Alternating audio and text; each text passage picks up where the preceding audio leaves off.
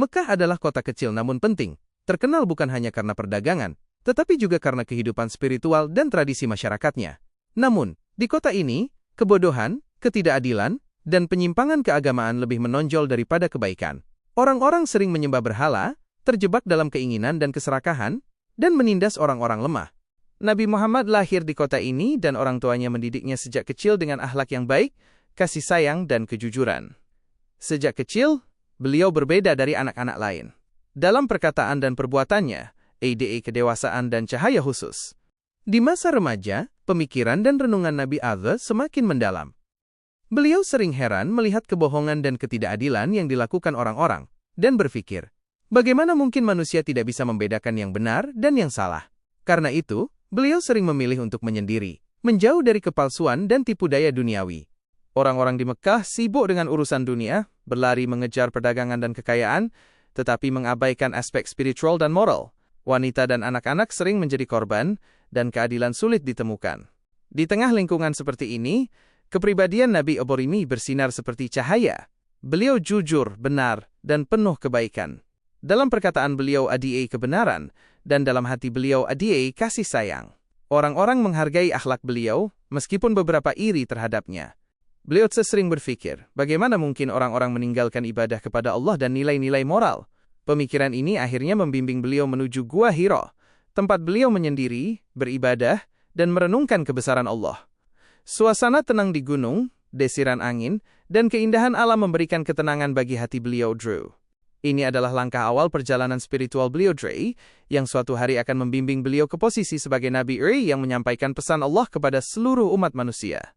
Saat itu, hanya waktu untuk renungan dan pemikiran, tetapi pengaruhnya dalam diri beliau sangat mendalam dan abadi.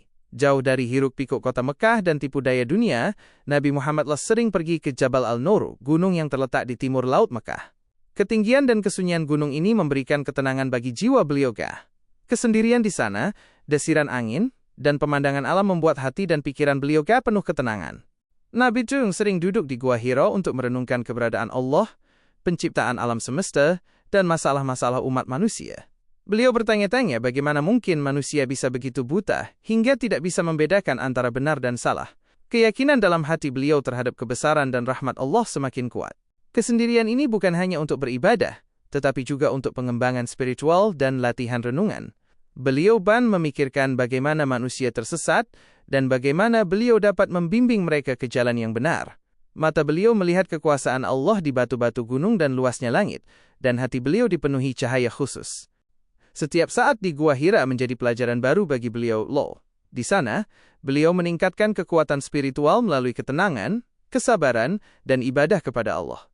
Di dalam hati beliau persiapan untuk pesan Allah yang akan datang sedang berlangsung.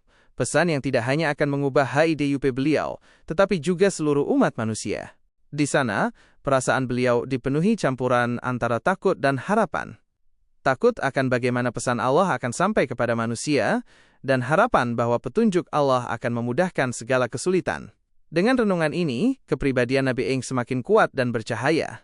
Setelah beberapa hari menyendiri dan merenung di Gua Hira, saat bersejarah dalam kehidupan Nabi Muhammad akhirnya tiba. Pada hari yang khusus di bulan Ramadan, ketika kesunyian gunung dan desiran angin menyelimuti sekeliling, beliau sedang beribadah dan berdoa. Saat itulah, Malaikat Jibril muncul di hadapan beliau. Malaikat Jibril berkata, "Iqra."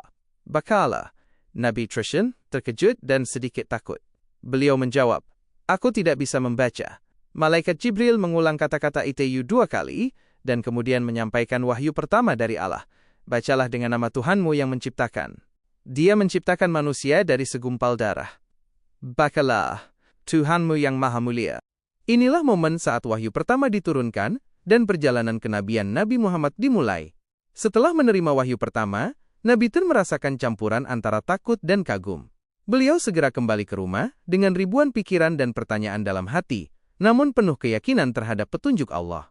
Sesampainya di rumah, Hazrat Khadijah radhiyallahu anha memberikan dukungan dan meyakinkan beliau tentang pentingnya percaya pada petunjuk Allah.